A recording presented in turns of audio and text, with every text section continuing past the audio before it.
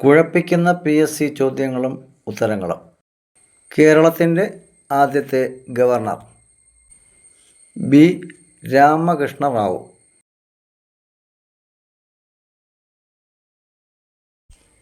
കേരള ഗവർണറായ ആദ്യ മലയാളി V.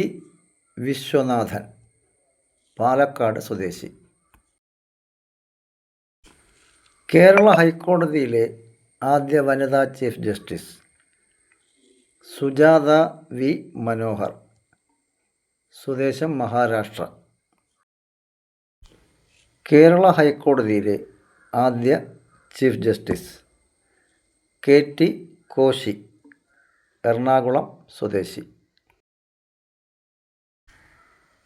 കേരള ഹൈക്കോടതിയിലെ chief ജസ്റ്റിസായ ആദ്യ മലയാളി വനിത.